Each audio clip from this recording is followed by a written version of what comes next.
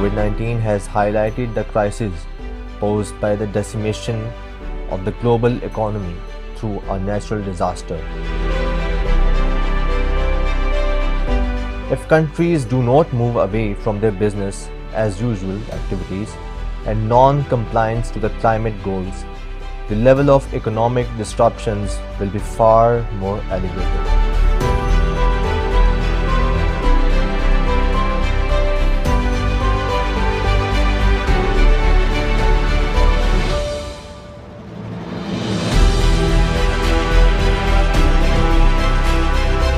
In the backdrop of COVID-19 have supported green recovery for many countries that entered the crisis with already high debt levels.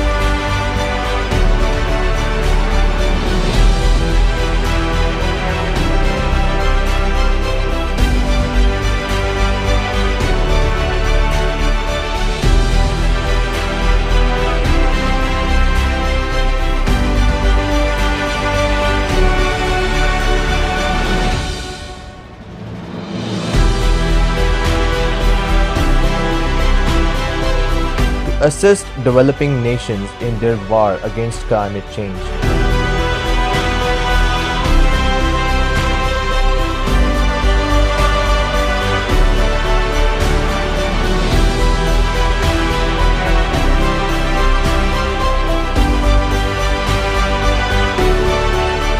Countries and businesses are looking for net zero targets by cutting carbon.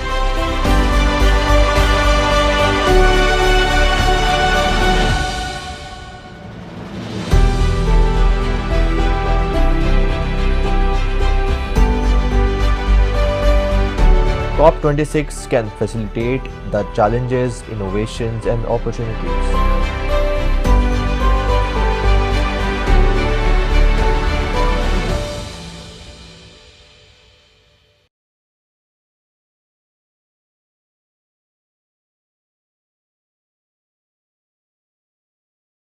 The event is the Planet Budapest 2021 Sustainability Expo and Summit. In fact, this is not one event. In fact, this is a series of events consisting at least 4 different events. Namely, the summit itself, the Sustainability Expo, and interactive public programs about sustainability, and a youth program about sustainability. The summit will allow heads of state and heads of governments, also important decision makers, experts, and company representatives to share their insights on these matters, along with tens of thousands of visitors. These series of events will make the Planet Budapest 2021 the largest international event in Central Europe dedicated to sustainability and the future of the world. I would like to give some remarks about this Planet Budapest. As we know that there is no Planet B. This is the only planet that we have got, and it's up to us whether we save it for our future generations, a livable planet, or we want to leave our future generations in a planet with no water, with no natural resources, with no fresh air to breathe, with no oxygen, and full of carbon dioxide and carbon monoxide, ozone layer gases. To me, this initiative is very timely, and it has a macro implication, and it has a meso and a micro implication. The macro implication is that this summit is being hosted straight after COP26, which would be held in Glasgow from 31st of October to 12th of November.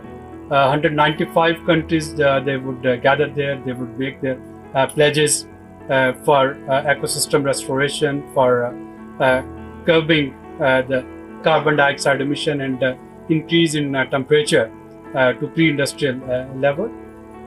So right after this summit, that would provide some sort of practical guideline and way forward. So if in Glasgow the international community would be meeting to discuss theory of climate change, I can see that the expo here, it would give us some practical guidance on how to adopt some of the things that we have been discussing in Glasgow as part of our NDC's nationally determined contributions to reduce carbon dioxide emission. I kindly ask His Excellency Béla Fazekas and Dr. Abid Qayyum Suleri to hand over the certificate to the winner of the essay writing competition, Miss Fatma Baksam.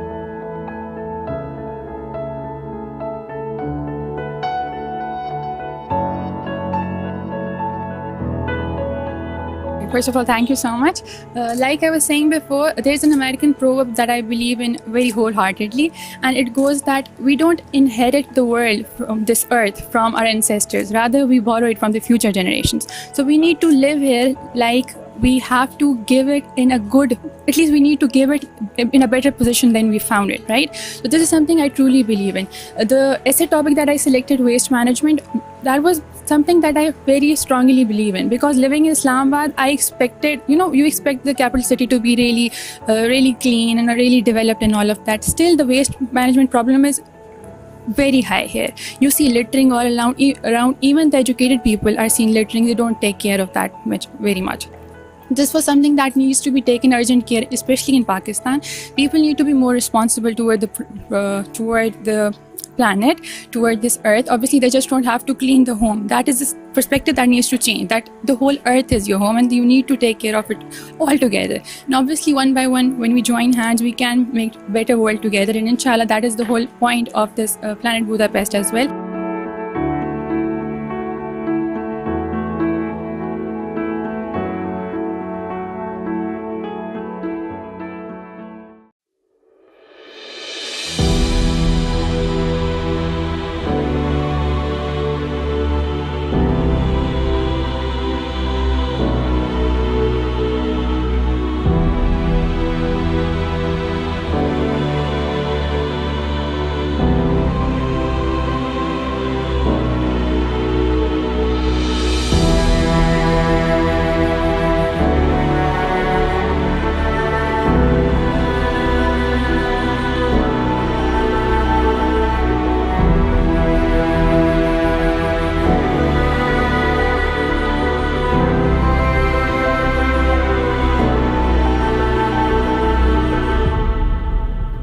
Does the panel think that COP26 has brought us closer to the climate, or closer to the climate disaster? What do you think? Is it a failure or a progress? And what are the demerits and the merit of this COP26 and the way forward? Well, we know that in the global diplomacy, things they don't move that easily, and especially on climate change, things they creep.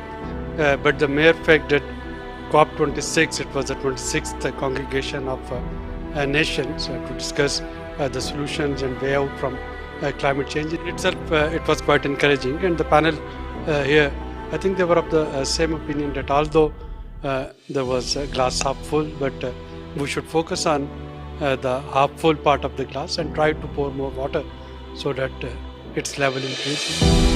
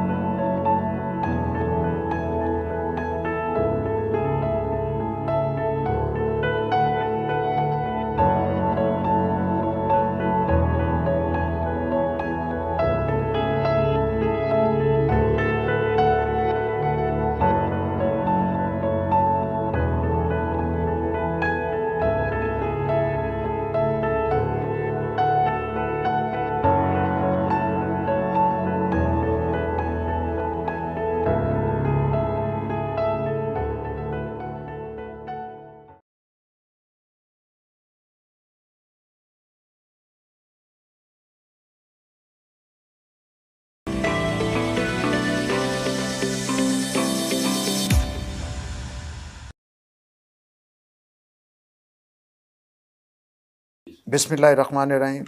آج ہم اپنے programme کے ساتھ جو ہے وہ احسن اقبال صاحب جو کہ سیکرٹری جنرل ہیں پاکستان مسلم لیگ نون کے اور بڑا وسیع پارلیمانی تجربہ رکھتے ہیں اور لوکل باڈی سسٹم پر بھی پی ایم ایل این کے حوالے سے ان کا موقف جو ہے وہ ہم جانیں گے کہ پی ایم ایل این جو ہے وہ یہ جو ریفارمز ہونے جا رہی ہیں اور اس میں لوکل باڈیز کے جو تینوں ٹیئرز ہیں کونسلز ہیں ان میں بہتر کوارڈینیشن ٹرانسپیرنسی اور اس کو امپاور کرنے کے حوالے سے پی ایم ایل این جو ہے وہ کیا نقطہ نظر رکھتی ہے. ہم ویلکم کرتے ہیں جناب احسن اقبال صاحب کو اور جاننے کی کوشش کرتے ہیں کہ احسن اقبال صاحب یہ فرمائیے کہ بحیثیت سیکرٹری جنرل پاکستان مسلم لیگ نواز آپ کیا سمجھتے ہیں کہ لوکل باڈی سسٹم جو ہے وہ کتنا مؤثر اور بہتر ہونا چاہیے تاکہ عوام کی سروس ڈلیوری جو ہے اس میں امپرومنٹ آ سکے؟ بسم اللہ الرحمن الرحیم. دیکھیے سب سے پہلے تو میں یہ کہوں گا کہ کوئی بھی ڈیموکریٹ یا کوئی بھی انسان جو جمہوریت پہ یقین رکھتا ہو اسے جمہوریت کے تینوں ستونوں کو تسلیم کرنا پڑتا ہے. جمہوریت کی جو عمارت ہے اس کا پہلا ستون بلدیاتی ادارے ہیں یا مقامی ادارے ہیں. اس کے بعد پھر صوبائی فیڈریٹنگ جو یونٹس ہیں اس کی منتخب اسمبلیاں ہوتی ہیں اور اس کے اوپر پھر قومی اسمبلی اور سینٹ پارلیمان آتی ہے. اور اگر ہم مقامی حکومتوں کو یا لوکل باڈیز کو پنپنے کا موقع نہیں دیں گے تو جمہوری نظام ہوا کے اندر معلق ہوتا ہے اور اس کی کبھی جڑیں عوام تک نہیں پہنچ سکتی اور جو مقامی عوامی مسائل ہیں ان کو حل کرنے میں بھی وہ کوئی مؤثر کردار حکومت کوئی بھی ہو ادا نہیں کر سکتی. لہٰذا مستقبل میں جمہوریت کی کامیابی کا میرے نزدیک 100% دار و مدار مقامی حکومتوں کی کامیابی اور ان کی مضبوطی پر ہے. جتنی وہ مؤثر ہوں گی اتنی سروس ڈلیوری بہتر ہوگی، اتنی عوام کے مقامی مسائل بہتر حل ہوں گے اور اگر ان کے مسائل بہتر حل ہوں گے تو ان کا جمہوری اداروں پر اعتماد اور یقین بڑھے گا. جی اس میں بہت دفعہ یہ دیکھا گیا ہے کہ جو صوبائی حکومتیں اسپیشلی 18th امینڈمنٹ کے بعد صوبائی حکومتیں جو ہیں وہ لوکل باڈی سے جو ہے وہ بڑی متنفر نظر آتی ہیں اور وہ ایک ان سے جو ہے وہ عدم تحفظ کا شکار رہتی ہیں. تو اس کا آپ نے یہ دیکھا کہ گزشتہ ادوار میں ہم نے بہت سے تجربے کیے اور جو جب بھی کوئی تالا آزمات ہوں تو اس کا فیوریٹ کیک جو ہے وہ جمہوری ادارے ہوتے ہیں اور وہ سمجھتا ہے کہ اس کا مینڈیٹ جو ہے وہ جمہوری اداروں کے ذریعے اسٹرینتھن ہو سکے. تو آپ بحیثیت ایک سیاسی جماعت کے رہنما کے طور پر یہ فرمائیے کہ صوبائی حکومتوں کو جو تھریٹ ہوتا ہے لوکل باڈی سسٹم سے کیسے نکالا جا سکتا ہے اور ایک سموتھ میکنزم جو ہے وہ کیا ہو سکتا ہے؟ دیکھیے پہلی چیز تو میں یہ کہوں گا کہ ماضی میں سب کو شکایت ہوتی تھی کہ مرکز بہت اختیارات ہیں اس کے پاس اور ہمارا جو نظام ہے وہ اوورلی سینٹرلائزڈ ہے. اور پھر جب 18ویں ترمیم ہوئی تو مرکز نے بہت سارے فنکشن صوبوں کو دے دیے. اب اس وقت صورتحال یہ ہے کہ صوبے اوور سینٹرلائز ہو چکے ہیں اور صوبوں کی کیپیسٹی نہیں ہے کہ وہ اتنے اختیارات کو بخوبی ڈسچارج کر سکیں اور عوام تک سروس ڈلیوری کر سکیں. اس لیے ڈیولوشن کا جو 18ویں ترمیم میں ہوئی منطقی اس کا اگلا قدم یہ تھا کہ صوبوں سے مقامی حکومتوں تک ڈیولوشن کرتے، ڈیوالو کرتے، ڈی سینٹرلائز کرتے، اضلاع کے اوپر جو حکومتیں ہیں ان کو مؤثر کرتے. لیکن صوبوں نے اب اپنے آپ کو اوورلی سینٹرلائز کر لیا ہے اور وہاں پہ میرے نزدیک جو بیوروکریسی ہے وہ نہیں چاہتی کہ ان اختیارات کو وہ نیچے کی طرف تفویض کرے، چونکہ ان کے پاس پورے صوبے کے اختیارات ہیں، پوسٹنگز ہیں، ٹرانسفرز ہیں، بجٹس ہیں، تو وہ چاہتے ہیں کہ ان کو وہ استعمال کریں. تو میرے نزدیک اس میں پولیٹیکل پارٹیز کا فرض ہے کہ وہ ایک چارٹر کے اوپر اتفاق کریں کہ ہم کس طرح مؤثر لوکل گورنمنٹس کو بنائیں گے. اور ایک جو چپکلش ہے ہمارے سسٹم میں وہ یہ ہے کہ جو حکومتیں آتی ہیں وہ لوکل باڈیز کو اون نہیں کرتی. میرا خیال ہے کہ اس کا ایک حل یہ ہو سکتا ہے کہ ہم آئین میں یہ ترمیم کریں کہ لوکل باڈیز کے انتخابات بھی عام انتخابات کے سائیکل کے ساتھ سنکرونائز ہو جائیں. تو اس کے بعد یہ ہوگا کہ جو بھی حکومت آئے گی وہ مکمل طور پہ لوکل باڈیز کو اون کرے گی اور اس کے سائیکل کے ساتھ ہی ان کا ٹینیور ختم ہوگا. تو ایک اچھا ہارمونیس ریلیشن شپ ان تمام اداروں میں بن جائے گا. فائنینشیل اٹانومی کے حوالے سے لوکل باڈیز کو ہمیشہ تحفظات رہے ہیں اور کوئی پراپر جو ہے وہ اس کا میکنزم نہ ہونے کی وجہ سے ان کا خیال ہوتا ہے کہ ہم کام نہیں کر رہے, ڈیولپمنٹ ورک جو ہے وہ اس طرح سے نہیں ہو رہا جس طرح منتخب نمائندگان چاہ رہے ہیں. تو آپ کے نزدیک اس کا بہتر حل یا سلوشن کیا ہو سکتا ہے؟ دیکھیے, ہمارے مرکز میں تو نیشنل فائنانس کمیشن موجود ہے جس کے ایوارڈ کے ذریعے وفاقی وسائل جو ہیں وہ صوبوں میں تقسیم ہوتے ہیں. کاغذوں کے اندر صوبوں کے اندر بھی پروونشل فائنانس کمیشن ہے, لیکن وہ اس قدر مؤثر نہیں ہے. میں سمجھتا ہوں کہ پروونشل فائنانس کمیشن کے اندر لوکل باڈیز کے نمائندوں کو مؤثر نمائندگی ہونی چاہیے اور ایک منصفانہ تقسیم ہونی چاہیے وسائل کی صوبوں کے اندر, تاکہ لوکل باڈیز جو ڈیولپمنٹ اسکیمز ہیں, عوامی مسائل ہیں, ان کو حل کرنے کے لیے اپنا کردار ادا کر سکیں. اسی طرح جو چیز ہمارے ملک میں کمی ہے وسائل کے حوالے سے, وہ یہ ہے کہ ہماری صوبائی حکومتیں اور لوکل باڈیز نے اپنے ٹیکسیشن کے نظام کو بھی نہیں ڈیولپ کیا, کہ جو سروس ڈیلیوری کے حوالے سے لوگوں کو آپ کچھ فیس چارج کر سکتے ہیں یا ٹیکس ریونیو لے سکتے ہیں, اس کی کیپیسٹی بھی نہیں ہے.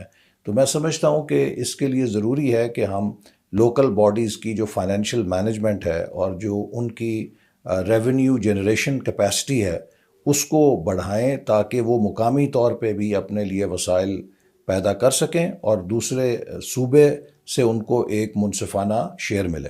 جی جناب, اس میں ایک اور چیز جو ہے وہ بڑی رہتی ہے کہ جہاں فنڈز کا معاملہ آتا ہے, سروس ڈیلیوری کا معاملہ آتا ہے, وہاں ٹرانسپیرنسی جو ہے اور اختیارات کی تقسیم کی جو ہے وہ بہت زیادہ بات کی جاتی ہے, اور اس پر جو ہے وہ صوبائی حکومت جو ہے وفاقی حکومتوں سے اور وفاقی حکومتیں صوبائی حکومتوں سے اور پھر مقامی حکومتیں آپس میں جو ہے وہ ایک سما خراشی کا جو ہے وہ رویہ رہتا ہے. تو اس کے لیے پی ایم ایل این جو ہے وہ کیا سوچتی ہے کہ اس کو کیسے امپروو کیا جا سکتا ہے تاکہ کنفلکٹ آف انٹرسٹ جو ہے وہ نہ ہو سکے؟ دیکھیے, اس کا تو سب سے مؤثر طریقہ یہی ہے کہ یہ تمام ادارے آپس میں ایک کنسنسس کے ساتھ سسٹمز ایوالو کریں, اور اس سسٹم میں جو کم سے کم آپس میں کانفلکٹ ہونا چاہیے, ہارمنی ہونی چاہیے. دوسری بات یہ ہے کہ جو وسائل کا مصرف ہے اس کے لیے ہمیں صوبوں کی سطح پہ, مرکز کی سطح پہ, مقامی حکومتوں کی سطح پہ شفافیت لانے کے لیے جو ڈسکریشنز ہیں انہیں ختم کرنا چاہیے, اور زیادہ سے زیادہ ٹرانسپیرنسی لانی چاہیے کہ جو ڈیولپمنٹ اسکیمیں ہیں, جو ان کے جو ٹینڈرز ہوتے ہیں, جو ان کی پروکیورمنٹ ہوتی ہے, اس کو ڈیجیٹل ٹیکنالوجی کے ذریعے آن لائن لے کر آیا جائے. لیکن اس کے ساتھ میں یہ کہوں گا کہ سول سوسائٹی کا بہت اہم رول ہے, اور ہمیں ایسے واچ ڈاگز چاہیے کہ جو اکراس دا لوکل باڈیز یہ دیکھیں کہ جو پروکیورمنٹ ہو رہی ہے, جو ڈیولپمنٹ ایکٹیویٹیز ہو رہی ہیں, ان کے کیا اخراجات آ رہے ہیں. میں آپ کو ایک مثال دیتا ہوں. ہم نے ایک زمانے میں مختلف صوبوں میں ایک اسٹڈی کرائی کہ جو کاسٹ آف سروس ڈیلیوری ہے وہ کیا ہے. ایک بچے کو میٹرک کی تعلیم کرانے میں ایک صوبے میں کیا تعلیم خرچ آتا ہے, دوسرے میں کیا, تیسرے میں, چوتھے میں کیا. ایک صوبے کے اندر جو ہاسپٹل کی بیڈ شیٹ ہے وہ خریدنے کی کیا لاگت ہے ایک سیم کوالٹی کی. تو مجھے یاد ہے کہ کچھ اس طرح تھا کہ اگر کسی ایک جگہ پہ وہ 500-600 کی تھی تو دوسرے صوبے میں اس کی قیمت کوئی 1100 تھی, ایک تیسرے صوبے میں اس کی قیمت 2500 تھی, اور اسی بیڈ شیٹ کی قیمت ایک اور صوبے کے اندر کچھ 4,500-5,000 تھی. اب یہ جو ڈسکرپنسی ہے اس کو اگر دیکھا جائے تو یہ اختیارات کا ناجائز استعمال ہے, اور یہ نان ٹرانسپیرنٹ پروکیورمنٹ ہے کہ جس میں اگر ایک صوبے میں وہی بیڈ شیٹ 500-600 کی آ رہی ہے, دوسری جگہ 4,500 کی آ رہی ہے, تو یہ تو صاف ظاہر ہے کہ وہاں پہ بہت گھپلا ہو رہا ہے. تو اسی طرح اگر جو لوکل باڈیز ہیں ان کی بھی میرا خیال ہے کہ کارکردگی کو جانچنے کے لیے ہمارے پاس ایسے واچ ڈاگز ہونے چاہیے جو یہ دیکھیں کہ مختلف جو لوکل باڈیز ہیں وہ اپنی پروکیورمنٹ, ان کی پریکٹس کیا ہے, ان کی جو ڈیولپمنٹ اسکیمز ہیں ان کی لاگت, ٹینڈرز کیسے ہو رہے ہیں, ان کے اخراجات کس تناسب سے ہو رہے ہیں. تو یہ جو کمپیریزن ہے اس کی رپورٹس اگر بنائی جائیں اور سال کے آخر میں یہ سب کا پبلک اکاؤنٹیبلٹی ہوگی کہ آپ نے کیسے مصرف کیا, کتنے ایفیشینٹ تھے آپ اپنے ریسورس ایلوکیشن یا یوٹیلائزیشن کے اندر, تو اس سے میں سمجھتا ہوں کہ کافی سر فرق اس پڑ میں سکتا ہے. اکاؤنٹیبلٹی کا جو میکنزم ہے کیا وہ کہاں کس سطح پر ہونا چاہیے؟ دیکھیے اگر ایسے سوالات یہ ایک بہت ٹکلش سوال ہے، اس لیے کہ اگر آپ اس کی اوور اکاؤنٹیبلٹی صوبوں میں دے دیں گے تو صوبے انہیں چلنے نہیں دیں گے. اگر کوئی ہمارے ہاں جو سیاسی ناچاکی یا سیاسی پسند ناپسند کا سوال ہے تو اس میں صوبے پولیٹیکل بیسس پہ لوکل گورنمنٹس کو ڈسمس کر سکتے ہیں. ابھی آپ دیکھیے پنجاب میں کیا ہوا ہے کہ تقریباً 58,000 منتخب بلدیاتی نمائندوں کو صرف سیاسی ناپسند ہونے کی بنا پہ ڈسمس کر دیا گیا، اور تقریباً 30 مہینے سے وہ عدالتوں کے دھکے کھا رہے ہیں، اور پنجاب کے اندر لوکل باڈیز جو ہیں وہ غیر مؤثر ہیں، غیر فعال ہیں. تو اس طرح ہمیں احتیاط کا دامن ضرور رکھنا چاہیے کہ ایسا نہ ہو کہ ہم کوئی ایسی اکاؤنٹیبلٹی کا اختیار دے دیں. مثال کے طور پہ اگر صوبائی حکومت کسی کے خلاف کوئی کارروائی کرتی ہے تو پھر اسے بجائے یہ کہ انتظامی اختیار بنایا جائے، اس کے لیے لازم ہونا چاہیے کہ وہ اس کا ایک ریفرنس بنا کے عدالت میں پیش کرے کہ جی یہ ہمارے پاس ثبوت ہے، اس نے کرپشن کی ہے، یہ مس گورننس کر رہے ہیں، اس لیے ہم اس لوکل گورنمنٹ کو ڈسمس کر رہے ہیں. وہ ایک لوکل گورنمنٹ کی اومبڈسمین ہو سکتا ہے. لوکل گورنمنٹ کے حوالے سے ایک خصوصی عدالت بنائی جا سکتی ہے جو لوکل گورنمنٹس کی اکاؤنٹیبلٹی کے حوالے سے شکایات کو دیکھے اور جانچے. لیکن اگر یہ ایگزیکٹو ڈومین میں ہوگا تو اس بات کا خدشہ موجود رہے گا کہ یہ مس یوز ہوگی اتھارٹی. اچھا احسن صاحب یہ فرمائیے کہ ہمارے چاروں صوبوں کے جو مقامی پولیٹیکل ڈائنامکس جو ہیں ان میں فرق ہے، جیسے کے پی ہے، بلوچستان ہے، سندھ ہے، پنجاب ہے. تو پھر ہمارے جو دیہی علاقے ہیں ان کے نارمز کچھ اور ہیں، وہاں پہ ریکوائرمنٹ کچھ اور ہوتی ہیں. تو اس حوالے سے آپ کیا سمجھتے ہیں کہ پی ایم ایل این جو ہے اس کے پاس کیا اسٹریٹجی ایسی ہوگی تاکہ سب لوکل کونسلز جو ہیں ان کو انٹیگریٹ کیا جا سکے اور ان کی امپرومنٹ جو ہے وہ سروس ڈیلیوری میں ہو سکے تاکہ وہ اچھے طریقے سے پرفارم کر سکیں؟ اور دوسرا اس میں یہ کہ اس میں فردر وفاق اور صوبے اس کو کس طرح اسٹرینتھن کر سکتے ہیں تاکہ وہ انڈیپینڈنٹلی اپنا رول جو ہے وہ پلے کر سکیں؟ دیکھیے ابھی تک جو ایک ہمارے سامنے تجربہ ہے وہ یہ ہے کہ ہماری جو انتظامیہ ہے وہ لوکل گورنمنٹ سے بہت خائف ہے، اور وہ اپنے اختیارات کو بہت سختی کے ساتھ پروٹیکٹ کرتی ہے، اور وہ نہیں چاہتی کہ لوکل گورنمنٹ سے اختیارات لیں. لیکن اگر لوکل گورنمنٹس نے اختیارات لینے ہیں تو اس کے ساتھ ان کی کیپیسٹی بلڈنگ بھی بہت ضروری ہے تاکہ ان کے اندر صلاحیت ہو جس سے وہ اپنے اختیارات کو استعمال کر سکیں. کیونکہ اگر آپ ان کو ڈیوالو کریں گے، اختیارات دیں گے اور کارکردگی پہلے سے بری ہو جائے گی تو لوگ اس سے نالاں ہو جائیں گے. تو میرا خیال ہے کہ ایک بہت بڑا چیلنج لوکل گورنمنٹس میں یہ ہے جس پہ صوبائی اور وفاقی حکومت کو کام کرنا چاہیے کہ جو لوکل گورنمنٹ کی ایڈمنسٹریشن کی کیپیسٹی ہے اسے کس طرح انہانس کیا جا سکے. باقی یہ چونکہ ایک صوبائی معاملہ ہے، ہر صوبے کے اپنے مخصوص حالات ہوتے ہیں، اس کے پیش نظر وہ اس میں کچھ گنجائش رکھ سکتے ہیں کہ وہ اپنے حالات کے مطابق اپنے صوبے کی جو ثقافتی سیاسی امپیریٹیوز ہیں اس کی روشنی میں اپنا نظام وضع کریں. لیکن اس کے جو براڈ پیرامیٹرز ہیں وہ یہی ہونے چاہیے کہ ان کا جو کردار ہے، جو ان کی بیسک ان کا رول ہے، وہ کسی طرح سے کمتر نہ ہو پائے، اس کو سبڈیو نہ کیا جائے، اس کو اوور لیپ نہ کیا جائے، یا اس کے اوپر صوبائی حکومت جو ہے بیجا مداخلت نہ کرے. انہیں فلی امپاور ہونے چاہیے کہ وہ اپنے اختیارات کو استعمال کر سکیں مقامی مسائل کو حل کرنے کے لیے. اور اب میں آپ کو بتاؤں کہ ہم چونکہ خود پبلک ریپرزنٹیٹیو ہیں، جو ہماری گورننس دونوں اربن اور رورل، اس کا یہ امپیریٹو ہو گیا ہے کہ مؤثر لوکل گورنمنٹس قائم کی جائے، ورنہ ایک بہت بڑا کرائسس ہونے جا رہا ہے. دیکھیے شہروں کا جو پھیلاؤ ہے اس کی جو گورننس ہے اب ممکن نہیں ہے کہ وہ صوبائی سیکرٹری بیٹھ کے کر سکے، اور جو وہاں ان شہروں کے مقامی مسائل ہیں، محلوں کے جو صفائی کے مسائل ہیں، جو میونسپل سروسز ہیں، وہ آپ صوبے سے نہیں دے سکتے. وہ ایک مؤثر لوکل گورنمنٹ ہی اربن سینٹرز کے اندر مسائل کو حل کر سکتی ہے. اسی طرح جو رورل ایریاز ہیں وہاں پر بھی اب آپ جائیں تو ہر گاؤں کے اندر آبادی کے پھیلنے سے نکاسی آب کا مسئلہ بن گیا ہے. وہاں پہ گھر گھر لڑائیاں ہو رہی ہیں کہ ڈیولپمنٹ جو ہو رہی ہے اس کے بعد بیسک جو سروسز ہیں وہ کہاں سے آئیں گی, صاف پانی کیسے آئے گا, وہاں پہ جو سیوریج ہے اس کا نکاس کدھر ہوگا, اس کے اوپر لوگ ایک دوسرے کے ساتھ گلیاں بند کرتے ہیں, کوئی گزرگاہ نہیں دیتا. جو پرانے پونڈس تھے, تالاب تھے, وہ سب بھر چکے ہیں آبادی کے دباؤ کی وجہ سے یا قبضوں کی وجہ سے.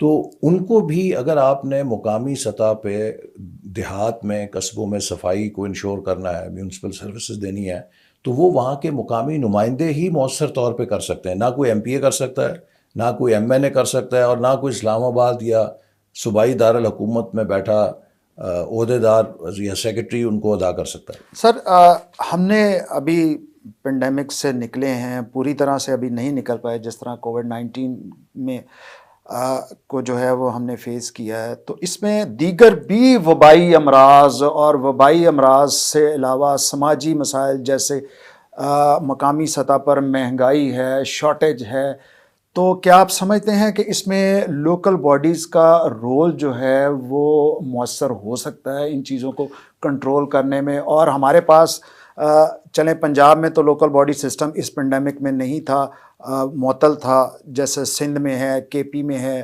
تو وہاں پر آپ اس کو کیسے ایویلیویٹ کرتے ہیں کہ وہ کتنا مؤثر ہو سکتا ہے؟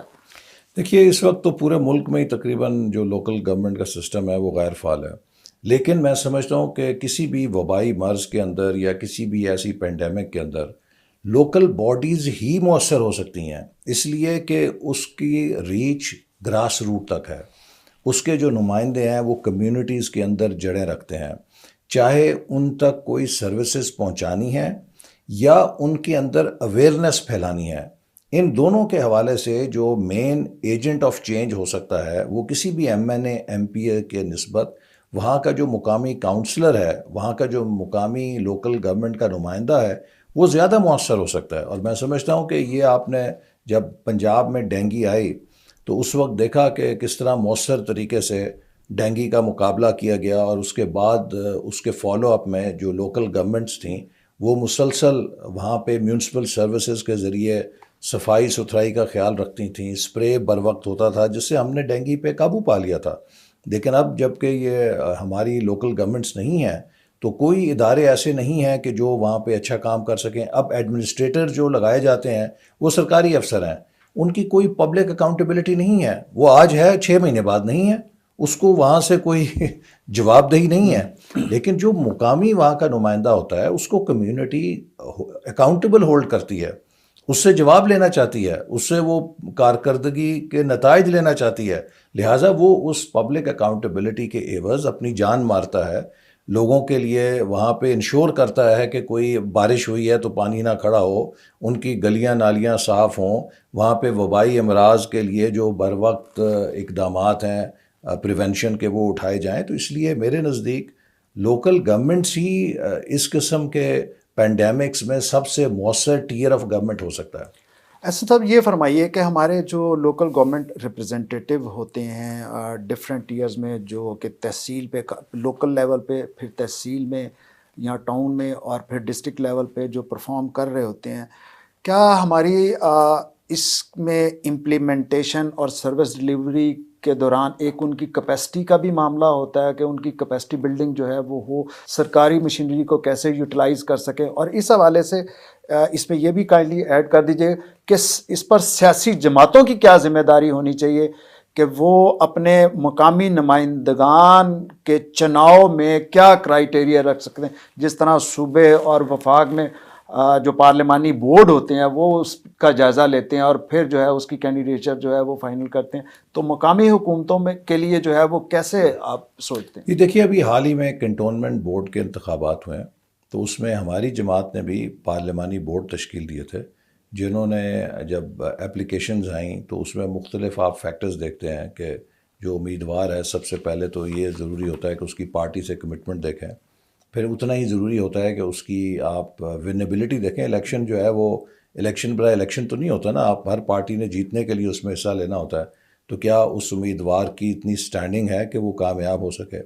تیسرے آپ یہ بھی دیکھتے ہیں کہ اس امیدوار کی شہرت کیسی ہے, اس کا کیا کیلیبر ہے, کیا وہ جیتنے کے بعد پارٹی کے لیے نیک نامی کا باعث بنے گا. ایسا تو نہیں ہے کہ وہ پارٹی کے لیے کل کو مشکلات پیدا کر سکے. تو یہ ایک کمپوزٹ ہوتا ہے جس پہ سارے پیمانوں پہ مقامی جو لیڈرشپ ہے اس کی مشاورت سے پارٹیز فیصلہ کرتی ہیں.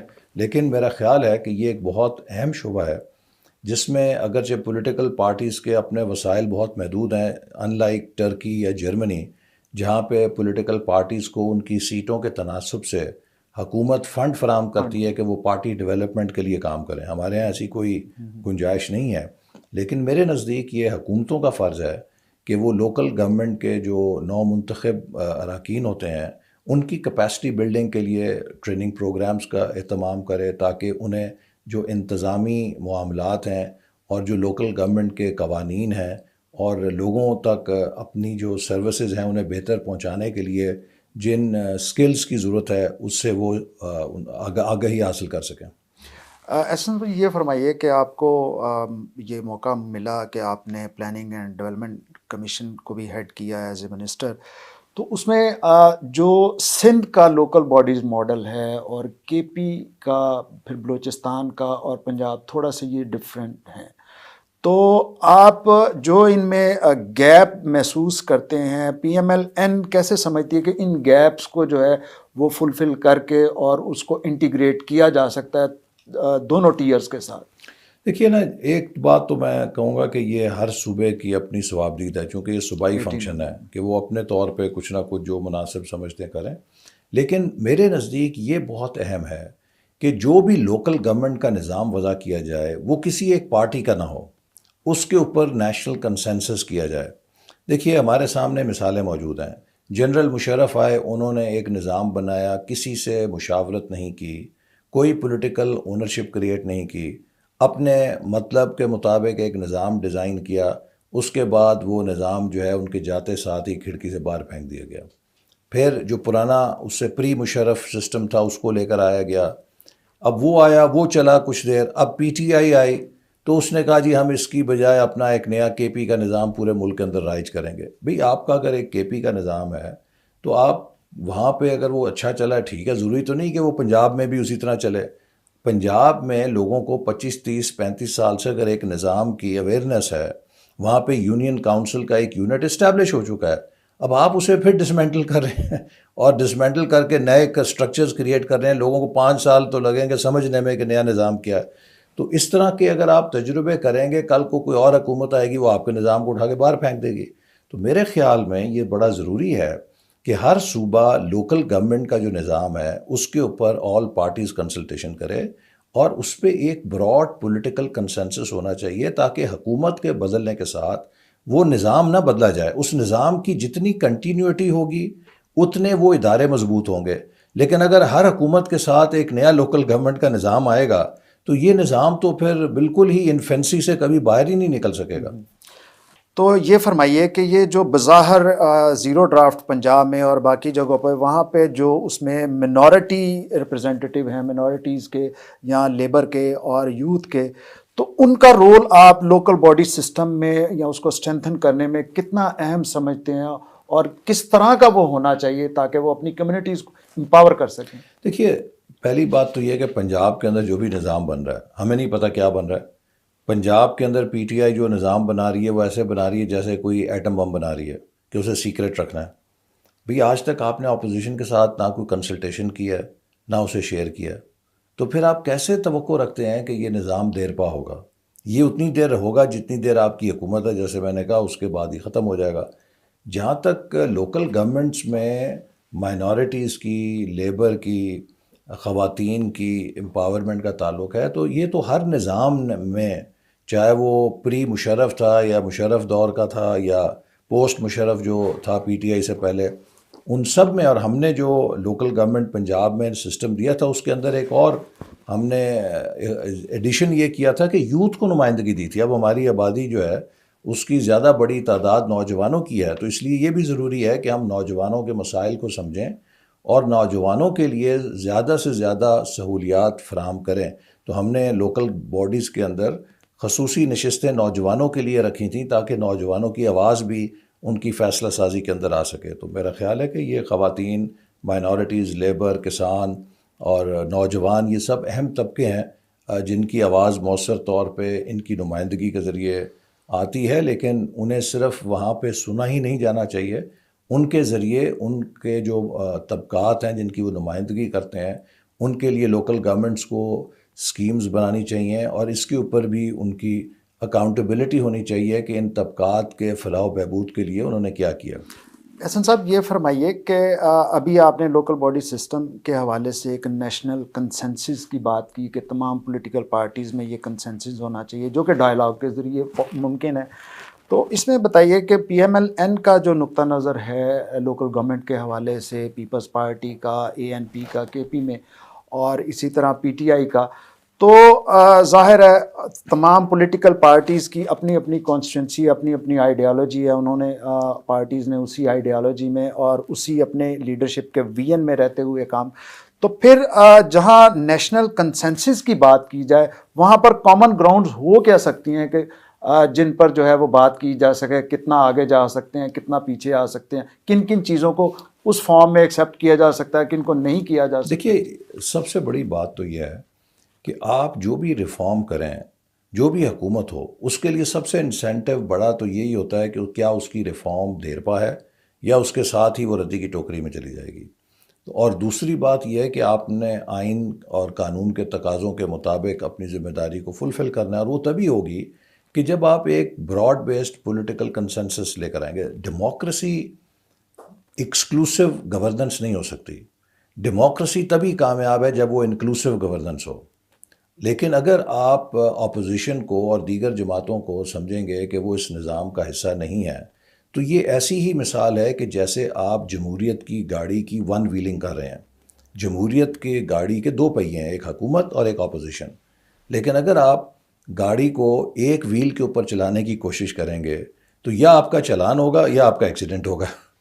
تو اس میں سر اب بھی آپ کیا تجویز کرتے ہیں کہ صوبائی حکومتیں جو ابھی چل رہی ہیں ان کو کیا سٹیپ لینے چاہیے کہ ان کو مزید اور زیادہ جو ہے وہ مؤثر انداز میں پرفارم کرنے کا موقع مل سکے، اور ان کے پاس یہ جو بھی لوکل باڈی سسٹم آئے یا ریپرزینٹیٹیو آئیں ان کے پاس ایک لیجیٹیمیٹ کور ہو، تاکہ کوئی بھی آنے والا جو بھی اقتدار میں آتا ہے تو وہ اپنی مرضی کے مطابق اس کے عام ٹویسٹ نہ کرے یا ان کو جیسے آپ نے فرمایا اٹھا کے میں سمجھتا ہوں کہ ایک تو یہ کسی درجے میں الیکشن کمیشن کا بھی فرض ہے کہ وہ چونکہ ان کی اب ذمہ داری ہے بلدیاتی الیکشن کرانے، تو وہ بھی کسی نہ کسی درجے میں سیاسی جماعتوں کو اعتماد میں لیں کہ جو ڈسٹرکٹ لیول پہ یا مقامی سطح پہ انتخابات ہوں گے ان کے حوالے سے ان کی کیا اونرشپ ہے اور اس کے لیے کیا ضابطۂ اخلاق ہوگا۔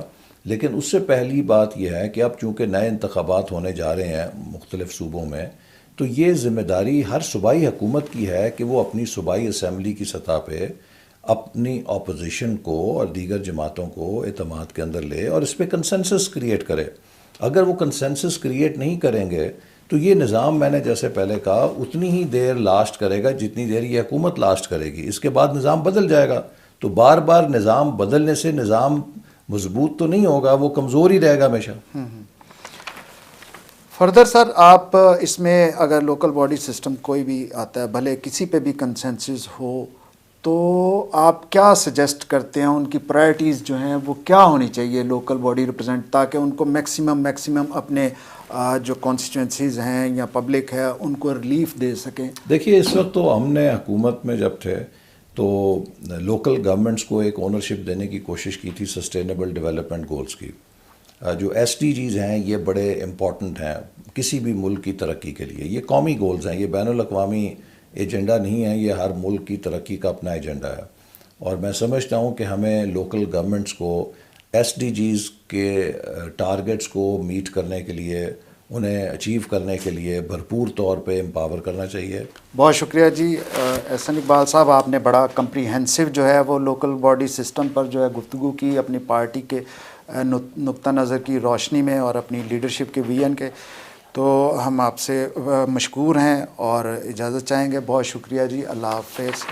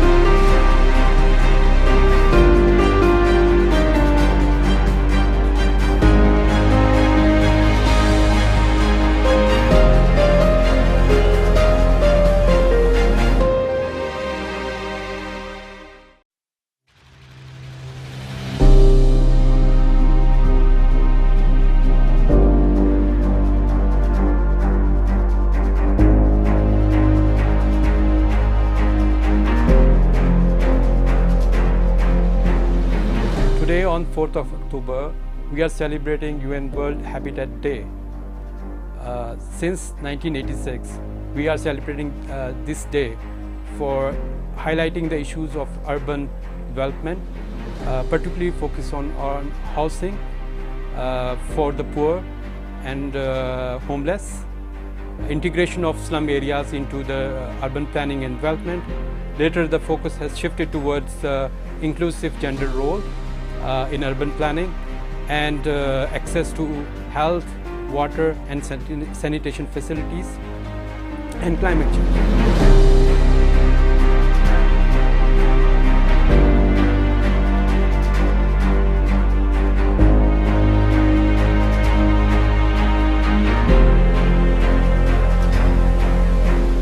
This year, the focus is on global race to zero campaign. About 70% of global carbon dioxide emissions is coming from urban economic sectors of transport, construction, industrial and energy consumptions. So there is need to understand and discuss that how this transformation toward greener and sustainable cities can be achieved in terms of financial support, technical support, and also how it impacts the urban society.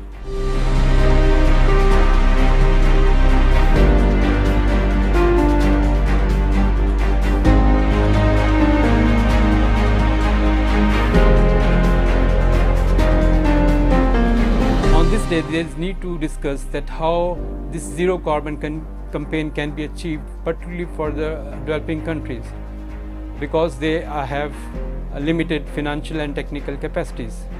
Furthermore, there is need to understand that how this campaign can impact on urban livelihoods and income resources, jobs and poverty rates, and more importantly, how how institutional support can be achieved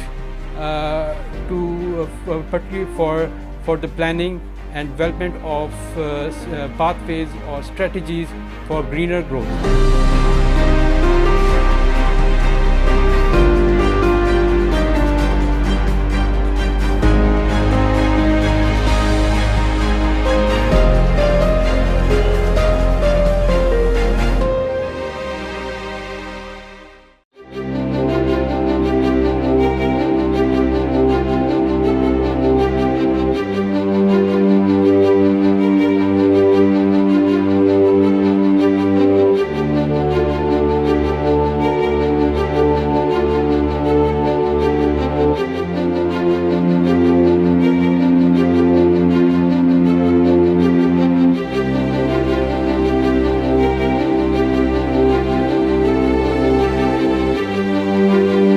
Food insecurity is one of the major problems facing Pakistan. We know that almost 1/3 of its population at some time of the year faces some form of food insecurity. Now, with this food insecurity, Pakistan also faces a problem of food loss and food waste.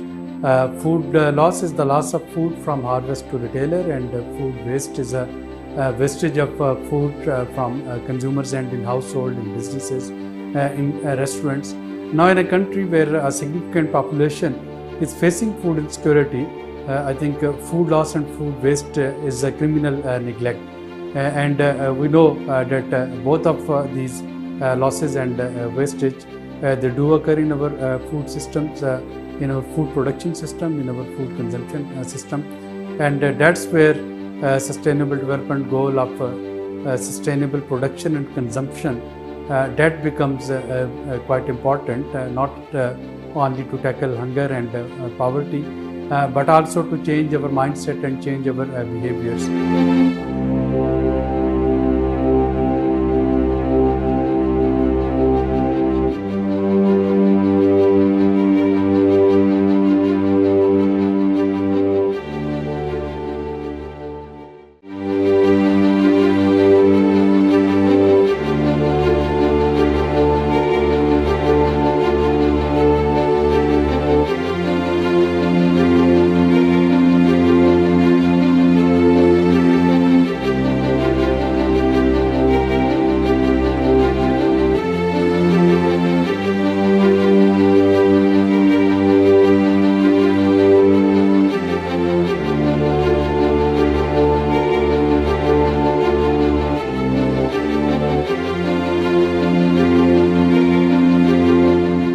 Today is the day for International Day of Awareness of Food Loss and Preservation.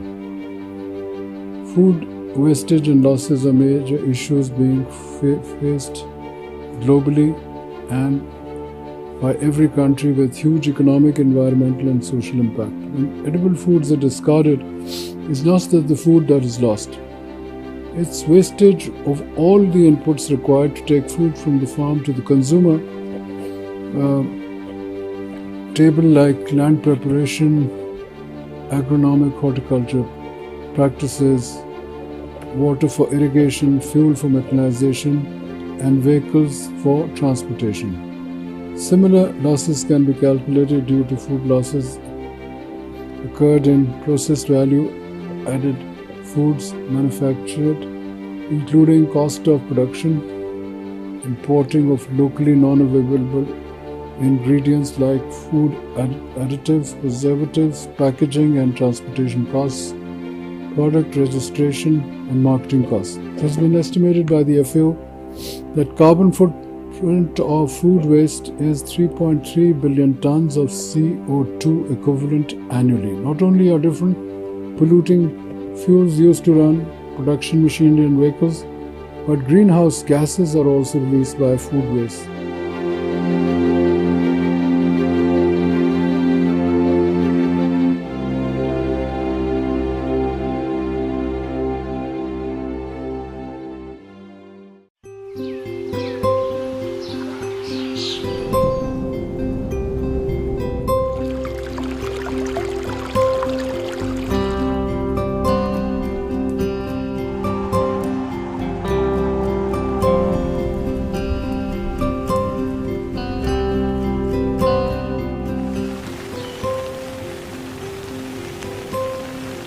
یہ زمین جس پہ ہم رہ رہے ہیں یہ ایک بہت بڑی نعمت ہے اور اس زمین کو ہر طرح کی آلودگی سے پاک رکھنا ہمارا فرض ہے، اس لیے کہ زمین سے زندگی جڑی ہوئی ہے اور ہم یہاں سانس لیتے ہیں. جتنی پاکیزہ فضا ہوگی، انوائرمنٹ ہوگا، اتنی بہتر سانس ہم لے سکیں گے.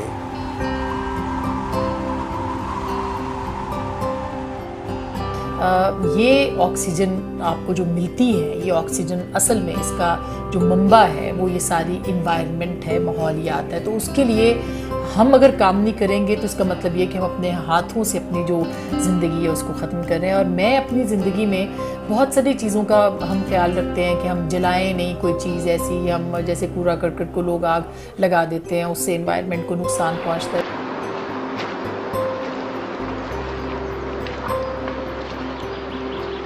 And I would urge all of you to plant as many trees as possible. I would urge all of you to keep this planet clean and green for our future generations, to live a healthy life here.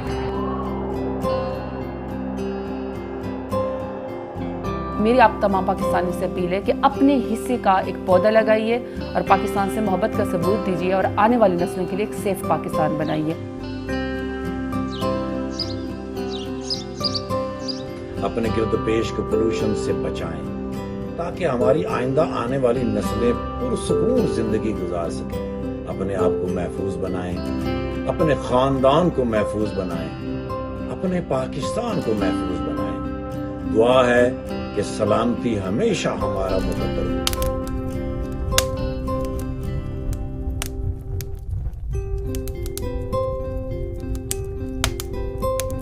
لوگ صاحب استطاعت ہیں جن کے پاس گاڑیاں ہیں، please maintenance کا خیال رکھیں کیونکہ کاربن ایمیشن جتنا کم ہوگا ہمارا ماحول ہماری آلودگی کم ہوگی. زمین کا احسان ہے ہم پہ، کوشش ضرور کریں اس کا خیال رکھیں. یہ اگر آپ خیال رکھیں گے یہ تو پہلے ہی خوبصورت ہے، مزید خوبصورت ہے.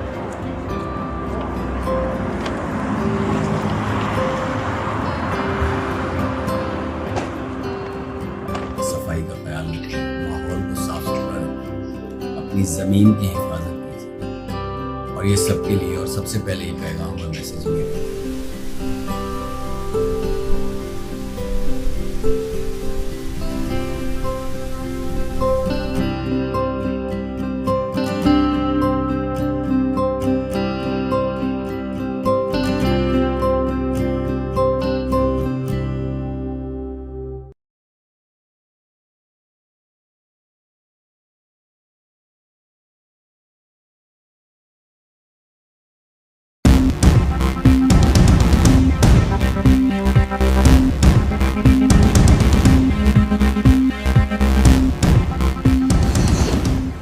Welcome to SDTV bulletin. मैं हूं आपकी होस्ट सादिया सिद्दी और आज के बुलेटिन में मैं आपके साथ शेयर करूंगी ई-कॉमर्स पॉलिसीज के बारे में,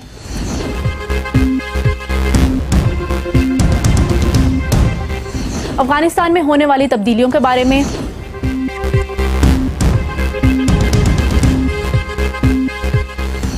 B3W और BRA मंसूबों के बारे में,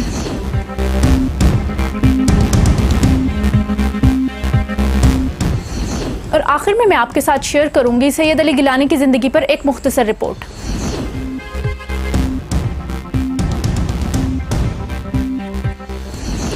मुल्की मईशत की बहाली और तरक्की के सफ़र में इंडस्ट्री का एक बुनियादी किरदार होता है। बैनुल-अक़वामी तजारत के नए माहौल में इंटरनेट को एक गैर मामूली हैसियत हासिल हो चुकी है। डिजिटल मईशत और ई-कॉमर्स के हवाले से SMEs के लिए बहुत से नए मौके पैदा हो रहे हैं। ये कारोबार जिनकी तादाद 3.2 मिलियन है, ऑलरेडी मुल्की बरामदात में 25% हिस्सा डाल चुके हैं। आइए इस हवाले से SDPI ने एक वेबिनार मुनक्कद किया, इसमें हम जानते हैं माहिरीन की राय। A lot has already been said. One is really our own motivation to what we would like to get out of a discussion or a series of discussion like this. So as we see it, there's a lot happening and the government has really done very well, as pointed out by Ms. Aisha Moriani as well as Dr. Tawqir Shah.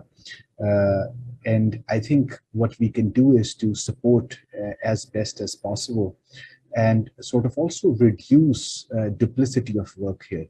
I'd just like to, thank you for inviting me from the private sector side. I'd just like to start with sort of laying a bit of information out regarding the National E-Commerce Council.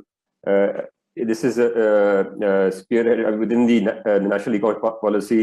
It was formed on the basis of that and is led by the Ministry of Commerce.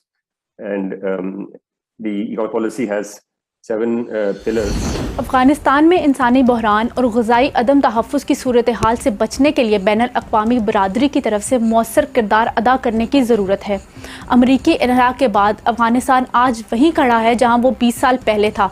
आलमी माहिरीन का मानना है कि अफ़गानिस्तान की बिगड़ती सूरत हाल के पेश नज़र 90% से ज़ायद लोग ग़ुरबत की लकीर से नीचे चले गए हैं, जिसमें ख़वातीन और बच्चों की तादाद ज़्यादा मुतासिर हुई है। इस हवाले से आइए देखते हैं हमारे माहिरीन की क्या राय है।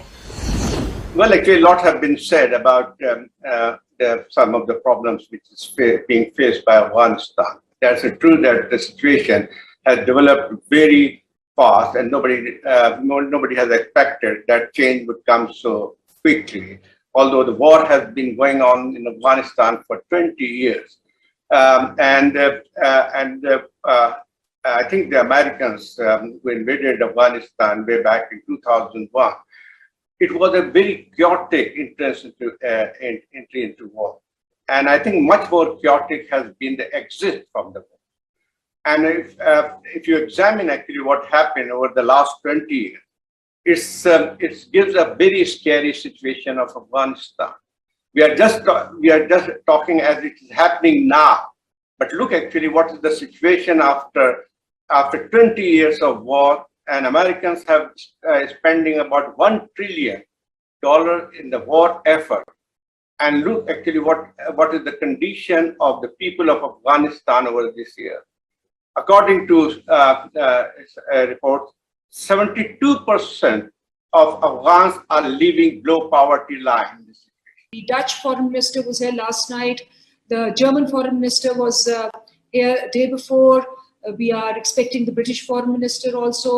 And so our plea to them is that we must continue the international humanitarian development effort over there. Because if we don't, then in any case, there's going to be a situation where people are going to be running. Already I hear that about 600,000 people or 650,000 people are internally displaced. गुज़िश्ता दहाई से आलमी मंजरनामा जिस तेज़ी से बदल रहा है वो किसी B3W समिट के दौरान मंजर आम पर आने वाला G7 से ढका छुपा नहीं है। मंसूबे का हम पल्ला BRI मंसूबा, जिसे आलमी मुबसरीन चाइना का समझ रहे हैं, किसी हद तक काबिल अमल है और पाकिस्तान का इस हवाले से क्या हिकमत अमली है, आइए हम नज़र डालते हैं हमारे माहिरीन की क्या राय है। It's it's not a black and white that, you know, this country is our best friend and this country is we you know, our rival, we can't engage with them. And I think when we talk about China, and there have been conversations about China in this webinar before I joined, the best example to learn from is China. China doesn't see eye to eye in its geopolitical interests with the United States and vice versa. However, the United States and China are the biggest trade partners in the world. Similarly, the trade between China and India is 10 times the economic partnership that we have, that Pakistan has with China. So I think that it has to be an approach which is engages particular segments of the relationship. One question is that while Pakistan is not part of international treaties for road transport, this is a questioner asking. I guess we are of some treaties, but not all. How Pakistan logistic companies get benefit out of these projects, to connectivity project? Logistic companies. Maybe question is about how logistic companies can benefit from these projects amid Pakistan's situation in international treaties. Right. I'm not privy to that treaty. I think there's an international requirement to have your logistic companies or your logistic enterprises moving across the world. There needs to be an international treaty. You should be member of the treaty, and I think I also guess that we are not part of that treaty. But this question was raised somewhere where Hassan Dawood Sahab and I we were together. But we are not part of that. Now, what to do? I think when we talk of Belt and Road Initiative, or for that matter, B3W, we need to, the most important thing. What is the most important thing in benefiting from these ventures, ambitious ventures of superpowers? For example, if we want to benefit from Belt and Road Initiative, we need to not only develop the capacity to be part of it, but we need to have proper legal framework also. Of course, the logistic companies won't do that. Government of Pakistan is responsible to do that. But we need to enhance, we need to build our capacity with a view to be part of such big ventures. मुस्तकिल मिजाजी की एक और लाजवाल दास्तान, जो हिंदुस्तानी बर्बरियत के खिलाफ एक सीसा पिलाई दीवार बनी रही, जिनका नारा हम पाकिस्तानी हैं और पाकिस्तान हमारा है। कश्मीरी आवाम की आज़ादी के लिए इनकी जद्दोजहद को तारीख़ में सुनहरे हरूफ में लिखा जाएगा। हम बात कर रहे हैं सैयद अली गिलानी की, जिनको खराज तहसीन पेश करने के लिए SDPI ने एक वेबिनार मुनक्कद किया। आइए नज़र डालते हैं। गिलानी साहब, as all of you know, is a leader par excellence, जो कि ह्यूमैनिटी का एक सिंबल थे, और जैसा कि मौजूम कह रहे थे कि वो चैंपियन ऑफ ह्यूमन राइट्स थे, नॉट ओनली फॉर कश्मीर, मकबूजा Kashmir, but also for Palestine की बात कर लें आप, म्यांमार की बात कर लें आप, चेचनिया की बात कर लें, दुनिया में कहीं भी जुल्म सितम हो रहा था तो वो उसके जो जहाँ पे हुकूक इंसानी की खिलाफ वर्जी हो रही थी, तो गिलानी साहब हमेशा उसके खिलाफ आवाज़ बुलंद की और उसके खिलाफ उन्होंने बात की, और लोगों की जो सियासी, समाजी, शख्सी आज़ादी है, नज़रियाती आज़ादी है, उसके वो दाई रहे। Of course, being an intellectual, a deep thinker, scholar, visionary leader, ये सारी चीज़ें तो होती हैं, लेकिन जो चीज़ एक उनको बाकी जो लीडर्स हैं उनसे एक मुनफरद करती है, वो ये है कि there was no ifs and no buts in his approach। तो आपको कोई compromise होता नजर नहीं आता। तो उनको वो जिस चीज़ पे वो कायल थे, हम पाकिस्तानी हैं, पाकिस्तान हमारा है, आपको पूरी उनकी ज़िंदगी में कहीं पे कोई compromises नजर नहीं आए, कोई ifs and buts नजर नहीं आए, और वो सारी ज़िंदगी उसी पे वो गामज़न रहे। In memory of one of the greatest leaders of Kashmir, Saeed Ali Gilani साहब की ताज़ियत की रेफरेंस है, और उसके साथ साथ कल रात को हमने शेख तजम्मुल साहब, जो एक बहुत बड़े वॉइस थे, लिटरेरी और इंटेलेक्चुअल वॉइस थे, पॉलिटिकल वॉइस, सईद अली गिलानी साहब हमने बहुत बड़ा एक एसेट लूज किया। आपने SDTV बुलेटिन देखा, आपका बहुत बहुत शुक्रिया। हमें आपकी वैल्यूएबल सजेशंस एंड फीडबैक का इंतज़ार रहेगा। मज़ीद मालूमात के लिए देखते रहिए SDTV।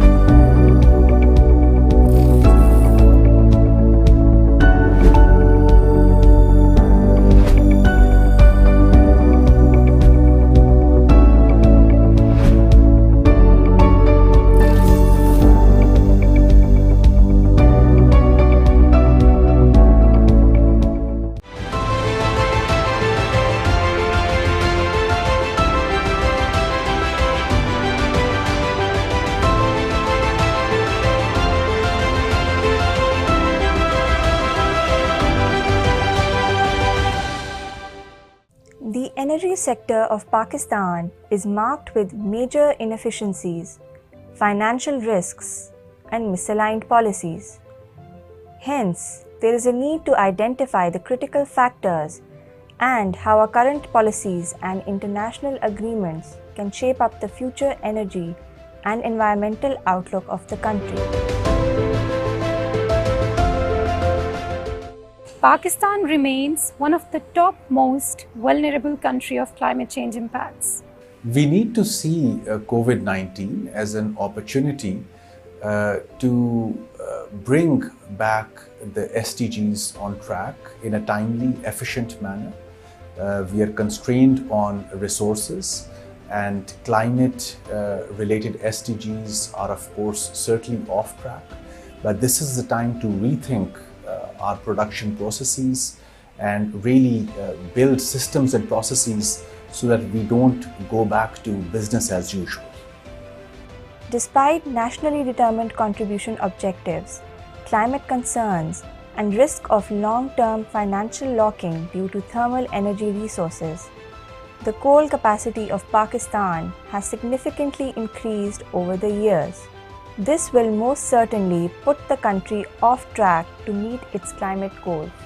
Green CPEC should be seen as an initiative where countries such as Pakistan can get to see a lot of knowledge and technology transfer.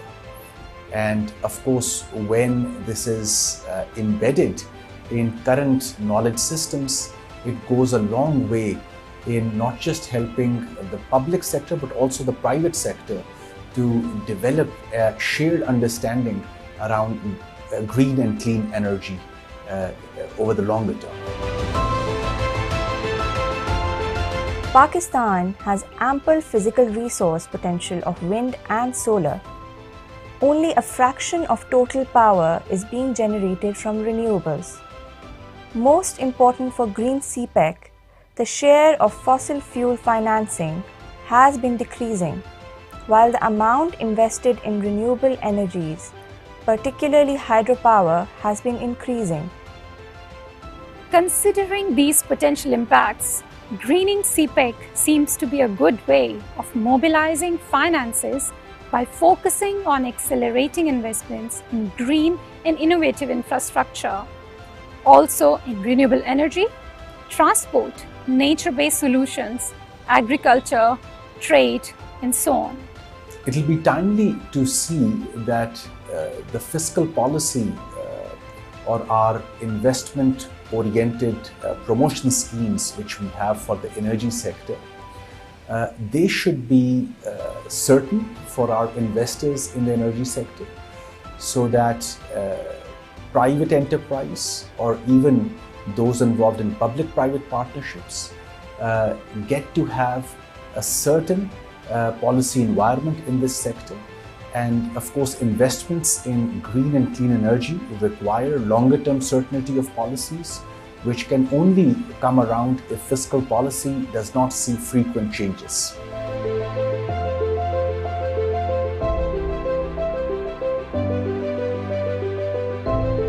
diversification of financial resources, along with awareness and capacity building in financial institutions, can ensure the availability of green finance and green stimulus. If this is to become a broader trend for Chinese overseas investments, we would need clear and stringent policy guidelines from both China and Pakistan.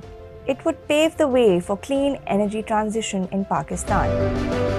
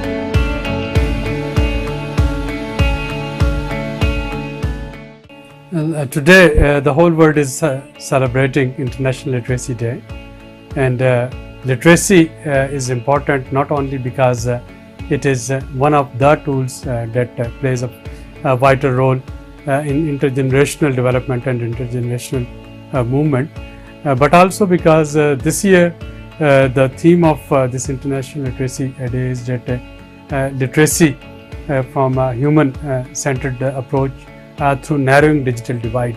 And this is very relevant to Pakistan. In Pakistan, we have seen that apart from millions of children, out of school children, COVID-19 that forced many million more children not to be able to take part in physical classrooms. And that on one hand was a good news for the areas which were deprived of infrastructure, where education could have been taken in classroom, could have been taken through smart devices and digital technology. But on the other hand, it highlighted the inequality and inequity to access to digital services, and I'm talking of 3G and 4G broadband services in many of areas of Pakistan which are either non-functional or not up to the mark. And I'm talking of lack of smartphones and devices in many households, even in metropolitan cities of Pakistan. So government of Pakistan, I'd appeal that today government should take more proactive steps to reduce this digital divide across Pakistan, and take more proactive steps to provide smart devices to those households which require it, either through rationalization of tariff or through other direct and targeted subsidies.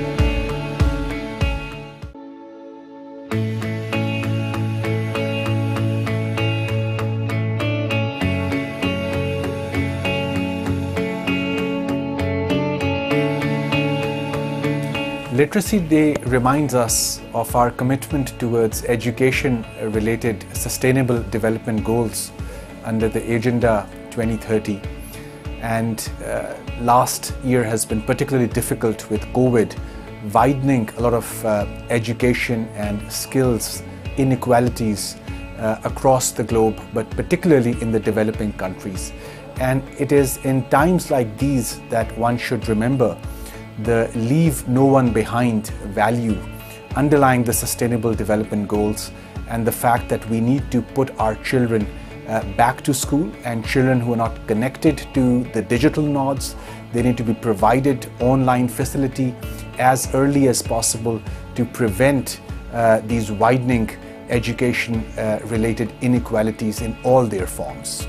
Governments around the world are trying to find innovative approaches to reach out to those who have been left behind, children who could not go back to schools during the various waves of COVID. And it is now it really calls on the creativity of the private sector as well to come forward and provide support with their ideas, with their creativity to the public sector. It also falls on as a responsibility on many of the civil society organizations, social entrepreneurs who are working in this space to really join hands with the government and come forward and really find out innovative approaches to deliver education at the doorstep of those who either could not go to their schools during these difficult times or dropped out or faced any other issues with regards to affordability and other matters.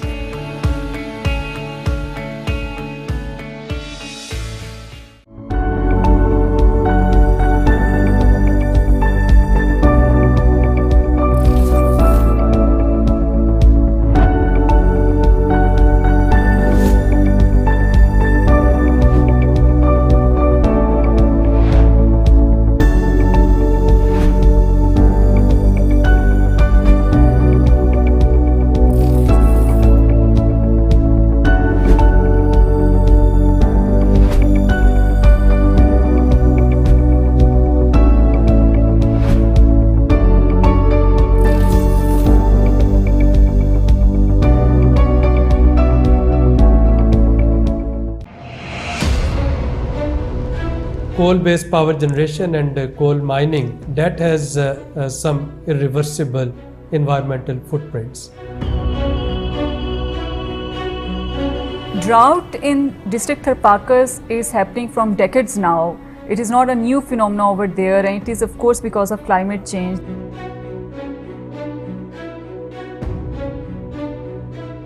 Tharpaka district is ranked lowest in Human Development Index, marked with highest incidence of poverty, that is 47%.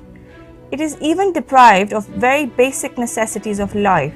Major issues that Tharis are facing since decades are lack of water, malnutrition, and no access to education and health facilities. Very sad thing and finding over there, their healthcare facilities are very far off, and during migration, during disasters, they move from one place to another place, and women lose their babies.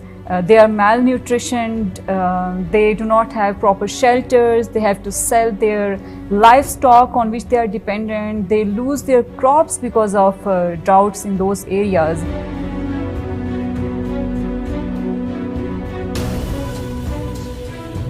In recent years, the discovery of the 7th largest coal reserves in Thar, that is the Thar coal field, have been a game changer that has brought about socio-economic prosperity to the local residents. These developments are going to result in an increase in job creation for the region.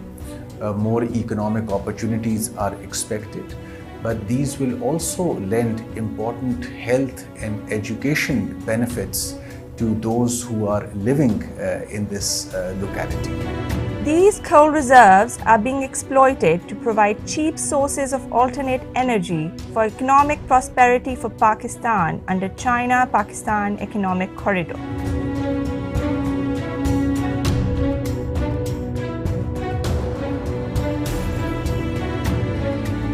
Of course, we can't ignore the air being polluted, water being polluted, land degradation, and ecological distortion and ecological disruption that would occur due to this coal mining and due to this coal-based power generation. This substantial investment in coal mining and power plants is not only the major source of mounting emissions of greenhouse gases in the country, along with large environmental and social costs, but also a substantial risk to Chinese investment. We believe that China and Pakistan, through their renewed commitments to renewable energy, they can create a win-win situation here by greening and cleaning the energy generation projects up under CPEC and making the best use of available technologies that China now has for cleaner and greener energy generation. Recently, China has announced to scale up its intended national determined contributions by adopting more vigorous policies and measures. It has also announced to have CO2 emissions peak before 2030 and achieve carbon neutrality before 2060. Pakistan, on its end, has recently approved Alternate and Renewable Energy Policy 2019. The policy identifies that the country needs to have a 20% renewable energy generation capacity by 2025 and at least 30% by 2030.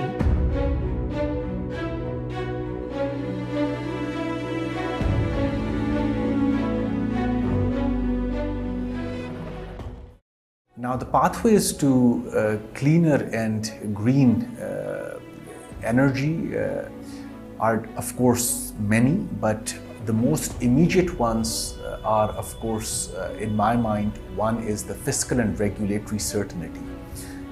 We need to have policies which are there for the medium to longer term, so that both private sector and public sector can work hand in hand, and they understand the benefits of doing this together. Second, of course, there has to be a shared vision at our parliament level, at the civil service level, at the regulatory institutions who are involved in facilitating the investment in clean and green energy. Pakistan can actually make a paradigm shift in its energy generation. It is about time that both the countries, under their renewed pledges for renewable energy, they get together and they try to see that how a clean and green recovery is possible, whereby we can shift from coal-based power generation to alternative and renewable energy generation under CPEC, and it's quite possible. And this is what is in the medium to long-term planning of both China and Pakistan.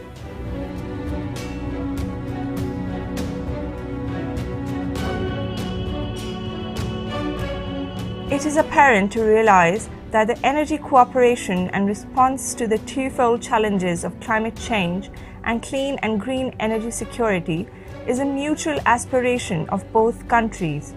And due to the current prominence of CPEC, we feel that the time is right to reach out and forge new alliances for mutually beneficial progress.